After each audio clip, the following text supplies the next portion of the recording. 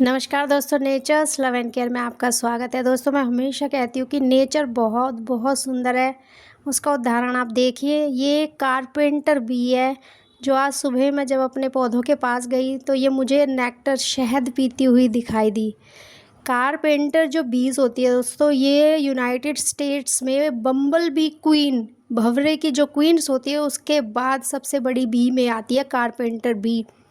जो कारपेंटर बीज होती हैं, इनका नाम कारपेंटर बीज इसलिए पड़ा क्योंकि अपने जो स्ट्रॉन्ग जॉ है, इनका जो जबड़ा है, उससे ये जो ट्रीज़ है, जो पेड़ पौधे हैं, उनके टहने जो है उसमें घर बनाती हैं। ये अपना नेस्ट नॉर्मल पेड़ पौधों पर नहीं बनाती, ये अपना नेस्ट बनाती है जो ट्रीज़ है उनके ट्रंक को खोद कर कुरेद कर उसमें ये अपना नेस्ट बनाती है।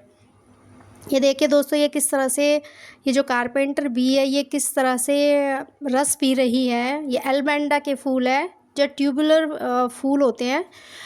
कारपेंटर बी का जो साइंटिफिक नाम है वो ज़ाइलोकोपा स्पीसीज़ है और ये यूनाइटेड स्टेट्स में पाई जाने वाली नेटिव साउथ ईस्ट एशिया की नेटिव बी है।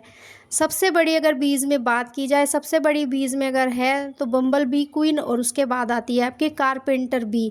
कारपेंटर बीज जो होती है ये ब्लैक शाइनी बीज होती है विद स्ट्रॉन्ग वर्क एथिक्स। इनके जो वर्क एथिक्स है, इनका जो मेहनत करने का जो वो है, ये बहुत स्ट्रॉन्ग होता है। ये काम करने से नहीं घबराती। इनका काम करने का जो तरीका है वो औरों के कंपैरिजन में ज़्यादा है। ये ज़्यादा काम करती हैं, ज़्यादा नेक्टर इकट्ठा करती हैं क्योंकि ये पूरी तरह जो पेड़ फूल जो पोलन ग्रेन्स है या जो नेक्टर है उस पर डिपेंड रहती हैं।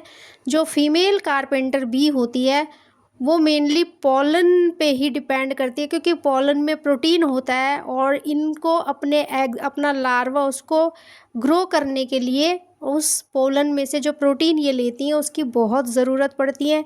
ये इतनी इंटेलिजेंट होती है दोस्तों। जब कारपेंटर बीज होती हैं, जब ये अंडे देती हैं तो जो सैक होता है इनका, जो एग सैक होता है जिसमें इनके अंडे होते हैं, ये हर एक एग सैक मतलब एक एक अंडे को सेपरेट करती हैं। जो सॉडस्ट होता है जो ये कुरेद देती है पेड़ पौधों के जो तनेओं में से जो निकलता है बरूदा और प्लस अपना सलाइवा मिक्स करके उनको सेपरेट एक एक अंडे को ये सेपरेट करके रखती हैं और उसके बाद उनको ये फीड करती हैं, उनको प्रोटेक्ट करती हैं ताकि वो आगे अच्छे से ग्रो करे।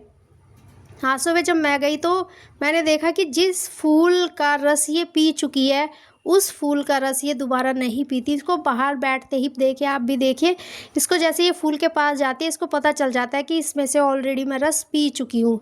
जो फूल पूरी तरह खिल चुके हैं ये उसमें से भी रस पी रही है और जो फूल अभी खिलने वाले हैं, जो खिले नहीं है, ये उनमें से भी रस पी रही हैं। ये ईजी गोवर्स नहीं है। अभी आप देखना, एक फूल अभी खिल ही रहा है और उसमें अंदर जाने के लिए इसको काफ़ी मेहनत करनी पड़ी, बट ये घबराई नहीं। ये उस फूल के अंदर बहुत आराम से चली गई, उसका आराम से इसने जूस पिया, नेक्टर लिया उसका और उसके बाद ये बाहर निकल के आ गई। अब ये देखिए, जो रस है, जो फूलों का जो रस होता है, जो नेक्टर होता है, मेनली इनके लिए वो एक शहद के समान है। मतलब इनकी जो ज़िंदगी चलती है वो उस पे ही डिपेंड करती है।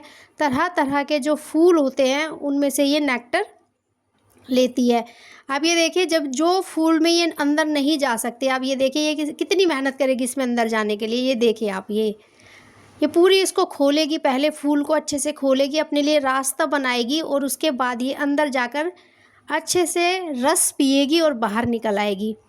दोस्तों, ये इतनी चालाक होती हैं कि जो जिन फूलों में ये अंदर नहीं जा पाती उनके साइड में ये अपने स्ट्रॉन्ग जॉ से छेद करती हैं और उस तक जो शहद है उस तक ये पहुंचती है और उसके बाद उस शहद, उस रस को ये लेती हैं, पीती हैं और आराम से निकल जाती हैं।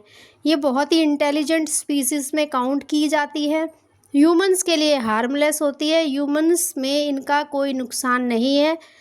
बस इनका ये है कि ये जो पेड़ पौधों के जो तनों में जो छेद करती हैं वो थोड़ा सा आप कह सकते हो कि थोड़ा नेगेटिव ड्रो है, लेकिन नेगेटिव क्या है दोस्तों, नेचर है। नेचर ने तो हर किसी को जगह, खाना पीना सब दिया हुआ है क्योंकि नेचर, प्रकृति तो हमेशा देता ही रहता है। प्रकृति तो कभी शिकायत भी नहीं करता, हमेशा जीव हो, पशु पक्षी इंसान हर किसी को देता रहता है। तो आज देखिए हमारी छत पर हमारा नया मेहमान।